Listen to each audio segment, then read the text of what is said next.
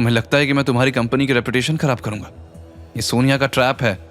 अगर तुम सच में बिलीव करती हो कि मैं गिल्टी हूं तो तुम मुझे जानती ही नहीं। लेकिन कियारा अपनी जगह अटक रही। तुम्हारे पास 48 घंटे हैं, प्रूफ इट। ठीक है, मैं प्रूफ करूंगा कि सोनिया झूठ बोल रही है, लेकिन 48 घंटे बहुत कम टाइम है। That's your problem, not mine. Kiara ने कहा तो वेद गुस्से में केबिन से बाहर निकल गया। उसे जाते देख कियारा मन ही मन बोली, मेरे पेरेंट्स की बनाई कंपनी को मैं किसी की गलती की वजह से बर्बाद नहीं होने दूंगी। कि कियारा भी ना, पहले तो लगता था कि वो सपोर्टिव है, लेकिन अब अल्टीमेटम दे रही है।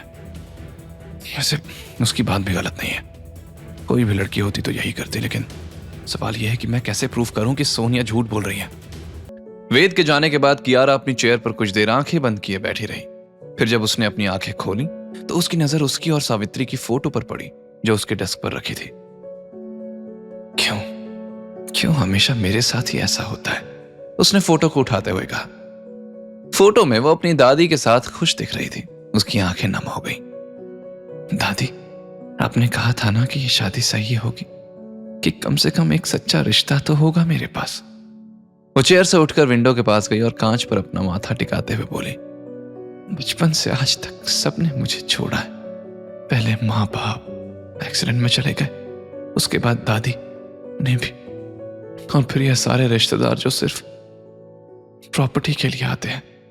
उसकी आवाज कांपने लगी। और अब ये वेद भी, जिसके लिए लगा था कि शायद कोई तो है जो मेरा साथ देगा। प्यार नहीं तो कम से कम दोस्ती तो हो सकती थी, लेकिन नहीं, वो भी निकला धोखेबाज। लेकिन मैं कमजोर नहीं पड़ सकती दादी। ये लेगेसी मेरे पेरेंट्स और आपकी अमानत है, और मुझे स्ट्रांग बने रहना होगा इसे प्रोटेक्ट करने के लिए, खुद को प्रोटेक्ट करने के लिए। कियारा की आंखों से आंसू बहने लगे और वो अपने आप से कह रही थी, लेकिन क्या मेरी किस्मत में हमेशा यही लिखा है? तभी उसके केबिन का डोर नॉक हुआ। कियारा ने जल्दी से आंसू पोंछे। कम इन। सीमा अंदर आई और कियारा की हालत देखकर कंसर्न हो गई। मैम, आप ठीक तो है ना? आपकी आंखें लाल हो रही हैं। कियारा ने अपने आप को कंपोज करते हुए कहा, हाँ बिल्कुल ठीक हूं, बस कुछ दस्त आंख में चली गई थी। मैम, आप किसी बात से परेशान हैं? अभी वेद बाहर गया, कहीं उसकी वजह से तो नहीं? अगर आप चाहें तो मैं एचआर को बोल देती हूँ, आज ही उसे कंपनी से निकाल देंगे। कियारा ने तुरंत कहा, नहीं, वेद का क्या करना है मैं देख लूंगी, तुम फिक्र मत करो। यह सुनकर सीमा मन ही मन बोली, ये कियारा मैडम उस वेद को लेकर कुछ अलग ही बिहेव करती है। फिर बात क्या है? लेकिन ये सही वक्त नहीं है इनसे ये सब पूछने का। दूसरी तरफ वेद कंपनी से निकलकर सोनिया से मिलने का प्लान बना रहा था और वो बड़े गुस्से में सड़क की तरफ देख रहा था। ये कियारा बिना पूरी बात सुने ही महारानी बन गई है और मुझे बना दिया गुनहगार, और मैं अपनी जान पर खेलकर उसकी सिक्योरिटी कर रहा था। इसे लगता है कि मैं झूठ बोल रहा हूं। ठीक है, सच साबित करने के बाद इससे बात तक नहीं करूं। देखते हैं कैसे हैंडल करती है अपनी प्रेशियस कंपनी अकेले। ये कहते हुए वेद ने फोन निकाला। वो सोनिया को कांटेक्ट करने ही वाला था, तभी उसके फोन में रकीम का मैसेज आया। अवंतिका आज रात फॉरेन जा रही है, अगर मिलना है तो अभी मिल लो। वेद ने मैसेज पढ़ा तो उसका मूड और भी खराब हो गया। क्या परफेक्ट टाइमिंग है। पहले सोनिया का ड्रामा सॉल्व करना था, लेकिन अभी अवंतिका से मिलना होगा, और ऊपर से मिस कियारा का 48 घंटे का अल्टीमेटम। मेरी लाइफ के टंटे ही खत्म नहीं होते, लेकिन पहले अवंतिका से मिलना जरूरी है। वो चली गई तो कई सवालों के जवाब नहीं मिल पाएंगे। पहले पेरेंट्स का सच जानना जरूरी है। उसने हाथ हिलाकर ऑटो रोका और अवंतिका का दिया एड्रेस देते हुए बोला, भाऊ यहाँ ले चलना जल्दी। वेद से एड्रेस सुनकर ऑटो ड्राइवर बोला, तुम्हें हिमांश गर्ग से मिलना है? कोई अर्जी देनी है क्या? वहां बहुत भीड़ रहती है और लीडर हिमांश से मिलना आसान नहीं है। वेद ने जवाब में कुछ नहीं कहा तो ड्राइवर भी चुप हो गया। शाम के करीबन 5 बज रहे थे जब वेद हिमांश गर्ग के बंगले के सामने पहुंचा। वहां घर के बाहर काफी भीड़ थी। कई security guards, personal assistants, local politicians, businessman और अर्जी लगाने वाले लोग खड़े थे। वेद वहां लोगों की लाइन इग्नोर करके तेजी से मेन गेट की तरफ बढ़ा, क्योंकि उसे जल्द से जल्द अवंतिका से मिलकर फिर सोनिया का मैटर निपटाना था। मेन गेट पर एक मोटा सा सिक्योरिटी गार्ड खड़ा था। उस सिक्योरिटी गार्ड ने वेद को रोकते हुए अथॉरिटेटिव टोन में कहा, रुको रुको, कहां जा रहे हो? इतनी लंबी लाइन नहीं दिख रही, जा वहां आम आदमी की लाइन में लग जा। बड़ा सीधे चला आ रहा है, खुद को क्या राजा समझ रहा है? वेद ने पोलाइटली कहा, देखो मेरे पास लाइन में लगने का वक्त नहीं है, मुझे अवंतिका जी से अर्जेंटली मिलना है। अभी उसकी बात पूरी भी नहीं हुई थी कि सिक्योरिटी गार्ड ने वेद को ऊपर से नीचे तक स्कैन किया और मुंह बनाते हुए बोला, अवंतिका मैम से मिलना है? कौन हो तुम? तुम्हारे पास कोई अपॉइंटमेंट है? मेरे पास अपॉइंटमेंट तो नहीं, लेकिन मैं मैं उनका नाती हूँ, बस 2 मिनट की बात है। हाँ नाती है, सिक्योरिटी ने सरकास्टिक टोन में कहा। रोज तेरे जैसा 10-15 लोग आते हैं और तू लीडर और मैम से रिश्तेदारी निकाल कर अंदर जाना चाहता है। लेकिन मैम किसी से भी ऐसे वैसे से मिल लेंगे क्या? पहले प्रॉपर अपॉइंटमेंट लो, लीडर के सेक्रेटरी से बात करो, फिर अपॉइंटमेंट के दिन आना। अब जा, निकल यहाँ से।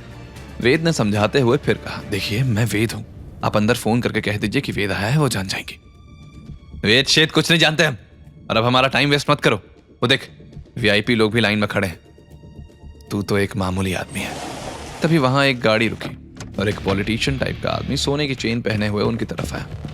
उसके साथ 2-3 चमचे भी थे। क्यों बे, सिक्योरिटी गार्ड की बात तेरे को समझ नहीं आ रही? साइड बैठना। ये कहते हुए उसने वेद को धक्का दे दिया। वेद ने बैलेंस संभालते हुए सख्त आवाज में कहा, धक्का क्यों दिया? नॉर्मल वे में बात नहीं कर सकते? तू कौन होता है यहाँ सवाल करने वाला? सिक्योरिटी, इसको यहाँ से निकालो। वेद का खून खोल गया। वो उस आदमी के करीब गया और उसका कॉलर पकड़ते हुए बोला, अपनी औकात में रह, समझे? बर्गर की दुकान। अरे छोड़ मुझे, तू जानता नहीं मैं कौन हूं? शर्मा जी हूं, एमएलए का पीए हूं। ये सुनकर वेद गुस्से में बोला, मुझे फर्क नहीं पड़ता तू पीएम का पीए है या प्रेसिडेंट का। तेरे माँ बाप ने रेस्पेक्ट से बात करना नहीं सिखाया क्या? शर्मा ने भड़कते हुए कहा, साले तुझे तो मैं अभी बताता हूँ। ये कहते हुए शर्मा ने अपना फोन निकाला और किसी को कॉल करने लगा। तभी वेद ने देखा कि उस शर्मा की एक्सपेंसिव व्हाइट कार वहीं गेट के पास खड़ी थी। उसके दिमाग में एक आइडिया आया। उसने चतुराई से शर्मा जी से कहा, ओह मिस्टर शर्मा, आपकी कार बहुत अच्छी है। शर्मा प्राउड होकर बोला, हाँ तो जेलस हो रहा है, 50 लाख की है। वेद ने मिस्चीवियस स्माइल देते हुए सामने खड़े चमचे के हाथ से लाइटर छीना और अपना रुमाल जलाकर कार के पेट्रोल के कैप के पास फेंक दिया। अरे पागल हो गया है क्या? मेरी कार! शर्मा चीखा। कार में आग लग गई तो सारी भीड़ पीछे भागने लगी। वेद ने अपना कॉलर ठीक करते हुए सरकास्टिक टोन में कहा, 50 लाख की थी ना, अब 50 रुपए की भी नहीं रही। तभी और सिक्योरिटी गार्ड्स आ गए और वेद की तरफ इशारा करते हुए बोले, इसको पकड़ो, लड़ाई करने आया है, खुद को राउडी समझता है, हमारे लीडर के घर के बाहर तमाशा करना चाहता है। ये कहते हुए सिक्योरिटी गार्ड्स वेद की तरफ बढ़ने लगे। मैंने कहा था ना अपनी औकात में रहो, अब भुगतो।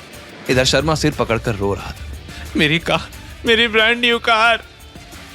अब तक पूरे एरिया में हलचल मच गई थी और अंदर से सिक्योरिटी गार्ड्स की फौज भागते हुए बाहर आई और वो सब एक साथ वेद को धर दबोचने के प्लान में थे कि तभी अंदर से एक टॉल वेल बिल्ट बॉडीगार्ड आया और ऊंची आवाज में चिल्लाया, रुक जाओ।